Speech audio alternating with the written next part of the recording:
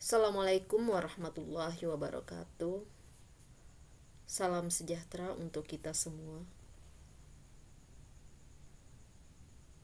Selamat datang di kelas mata kuliah data mining.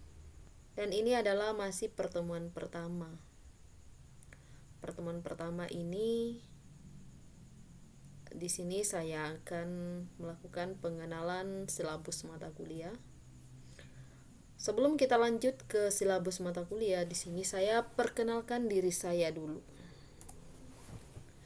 Nama saya Elvianti. Kemudian saya lahir pada tanggal 15 Maret 1992. Saya aslinya dari Riau. Kemudian di Jambi ini saya domisili di Telanai Pura. Di sini ada nomor telepon atau nomor WA saya yang bisa teman-teman hubungin. Jika ada di antara teman-teman yang ingin berdiskusi atau konsultasi, silakan ya.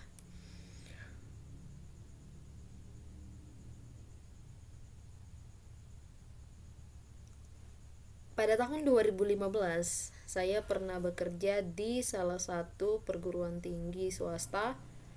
Ya, saya sebagai staf IT.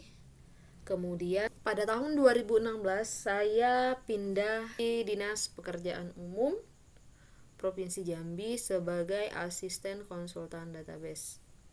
Dan itu bertahan selama 1 tahun. Kemudian di tahun 2017 saya pindah lagi di Pengadilan Agama sebagai staf IT sampai dengan sekarang ya. Saya mengajar di Unama mulai tahun 2019 ya, awal 2019 dan sampai dengan sekarang. Saya juga sebagai staf IT di Pengadilan Agama yang di Kota Baru ya. Kemudian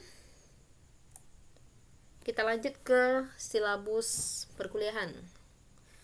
Sebelum ke silabus perkuliahan, saya jelaskan dulu sedikit tentang aturan perkuliahan. Yang pertama, mahasiswa mengikuti kegiatan belajar mengajar tatap muka minimal 75% dari total kehadiran. Hanya boleh alpa itu maksimal 4 kali. Jadi kalau lebih dari 4 kali, kalian tidak boleh mengikuti UAS. Kemudian yang selanjutnya, batas toleransi keterlambatan ini maksimal 15 menit. Nah, ini sebenarnya berlaku di kelas offline atau kelas tatap muka, tapi kita sekarang kelasnya online. Jadi nomor 2 ini untuk sementara tidak saya berlakukan ya. Lanjut, berikutnya, mahasiswa yang tidak dapat mengikuti perkuliahan dikarenakan sesuatu hal ya, itu diharuskan memberikan keterangan kepada dosen yang bersangkutan ya. Kalau mata kuliah data mining untuk kelas saya ya, kalian harus memberikan keterangan kepada saya alasannya kenapa tidak mengikuti perkuliahan.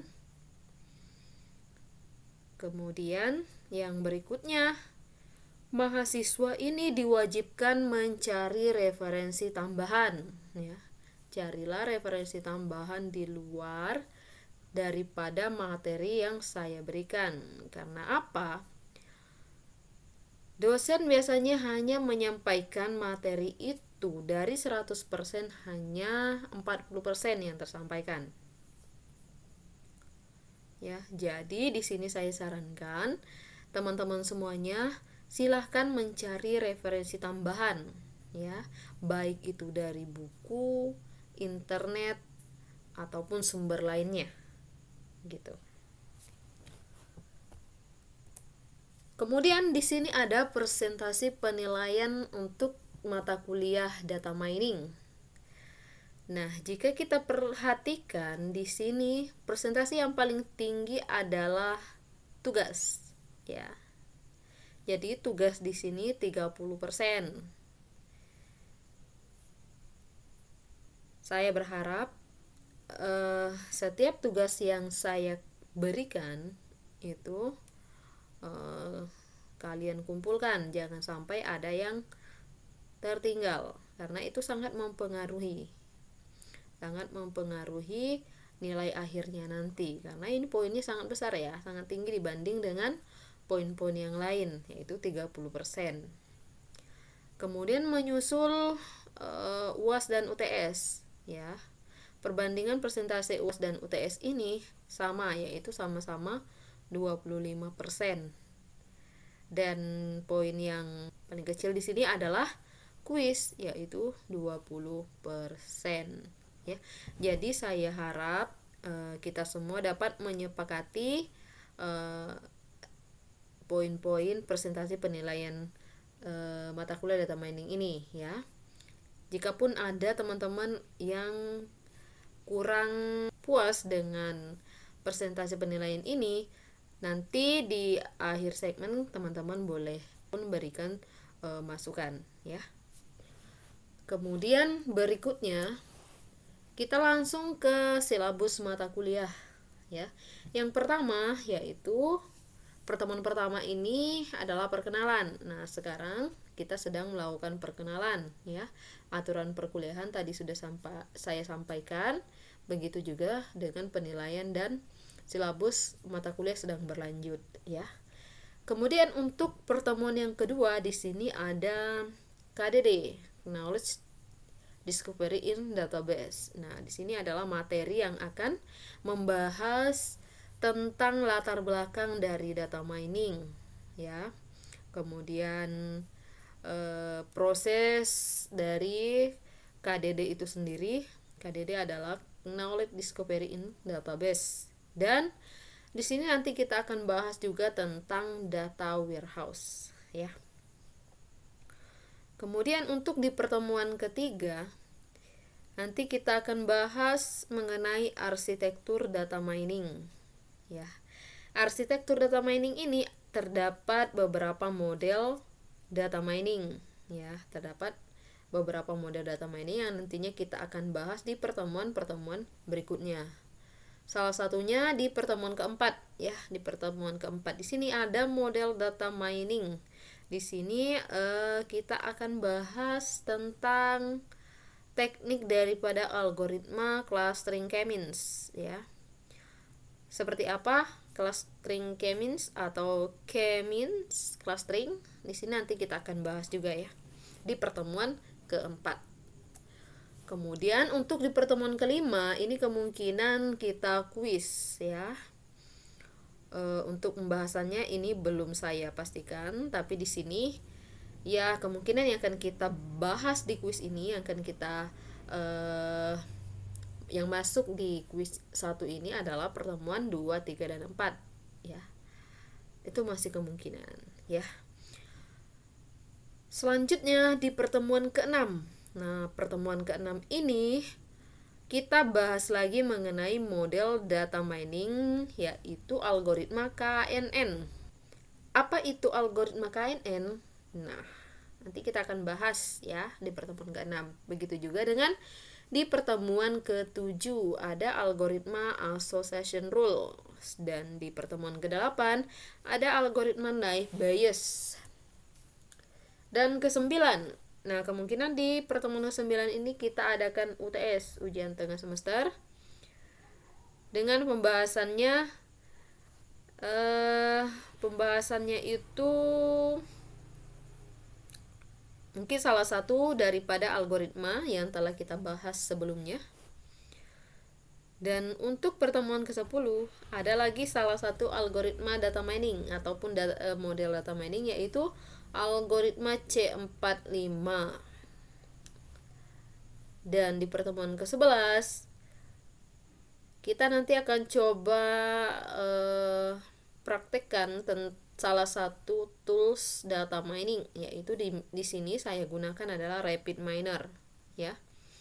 Kemudian di pertemuan ke-12 tools data mining sebagai tugas akhir. Nah, di sini nanti saya minta kalian untuk mencari atau memahami salah satu tools data mining yang kalian jadikan sebagai tugas akhir. Topiknya tentang apa nanti saya jelaskan di pertemuan ke-12, oke? Kemudian untuk pertemuan ke-13 biasanya saya selalu mereview setiap pertemuan. Nah, kemungkinan di sini saya akan review dari pertemuan kedua sampai pertemuan yang sedang berlanjut ya. Kemudian pertemuan ke-14 di sini nanti saya akan lihat atau akan review tugas akhir yang saya berikan di pertemuan yang ke-12. Ya, jadi di sini saya akan lihat kemudian sampai di mana tugas akhir, pengerjaan tugas akhirnya. Nah, tugas akhir ini nanti kita kerjakan sama sesama kelompok ya. Kemudian di pertemuan ke-15 di sini ada tinjauan tugas akhir. Nah, tinjauan tugas akhir ini kita ya, teman-teman semuanya akan presentasikan tugas akhir masing-masing ya. Jadi setiap kelompok nanti akan mempresentasikan tugas akhir yang digarapnya selama 3 kali pertemuan ya. Kemudian yang terakhir adalah pertemuan ke-16 ya. Di pertemuan ke-16 di sini ya seperti biasa kita akan UAS. Nah, UASnya materinya kemungkinan dari pertemuan kedua sampai pertemuan terakhir. Itu hanya kemungkinan ya. Mungkin hanya ini yang dapat saya sampaikan, lebih dan kurangnya saya mohon maaf dan saya akhiri. Assalamualaikum warahmatullahi wabarakatuh.